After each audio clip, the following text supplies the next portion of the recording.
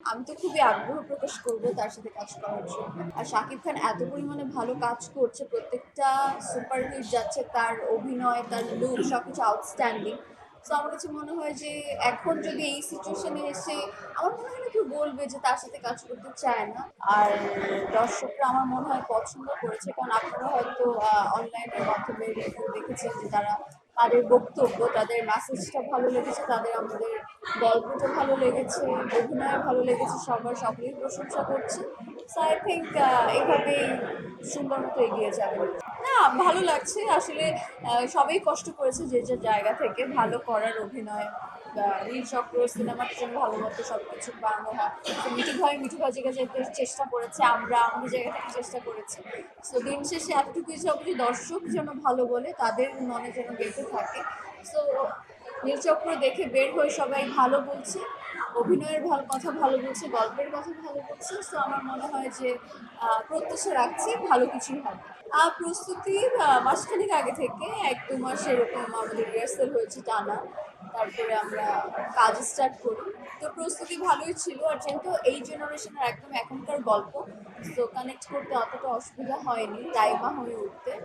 তো যতটুকু সম্ভব আমি আমার মতো করে চেষ্টা করি। আর এতদিন পর আমি তার সাথে কাজ করছি সিনেমাতে, তো সবকিছু মিলে আমি ভীষণ পরিমাণে এক্সাইটেড ছিলাম, আবার নার্ভাস ছিলাম যে অ্যাক্টিংয়ে তার সাথে পেরে উঠবো কিনা। তারপর দেখলাম যে না, সব ঠিকভাবেই যাচ্ছে।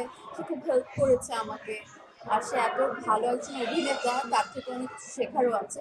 তো ভালো লেগেছে তার সাথে কাজ করে।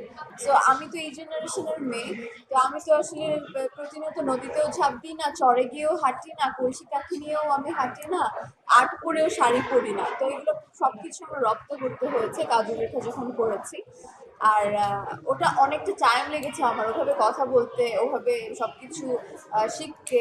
কিন্তু নীলচক্র তো এই জেনারেশনের গল্প, একটা একদমই এই জেনারেশন একটা মিডল ক্লাস ফ্যামিলিকে দেখানো হয়েছে। তো আরো একটা নৃত্য শিল্পী দেখানো হয়েছে, একটা শিক্ষিকা। তো আমার সাথে অনেকটা মিলে যায় যেহেতু আমি নৃত্যশিল্পী।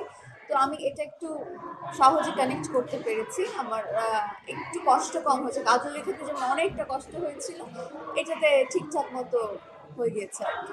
আমার কাছে মনে হয় যে সবার সিনেমা সুপার হিট হোক, আবার অনেকে চায় যে ব্যক্তিগতভাবে শুধু তার সিনেমা সুপার হিট হোক। এইভাবে হলে তো আসলে হয় না। দিন শেষে আমরা সবাই একটা পরিবার। তো আমরা চাইবো যে প্রত্যেকের কাজ সুন্দরভাবে এগিয়ে যায়, প্রত্যেকটা সিনেমা ব্লকবাস্টার হোক, সুপার হিট হোক, এতটুকু আশা করছি। আর আমি চাই প্রত্যেকটা ঈদে আমার সিনেমাও থাকুক।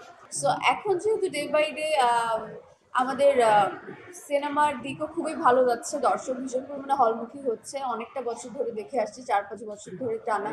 আর শাকিব খান এত পরিমাণে ভালো কাজ করছে, প্রত্যেকটা সুপারহিট যাচ্ছে, তার অভিনয়, তার লুক সবকিছু আউটস্ট্যান্ডিং।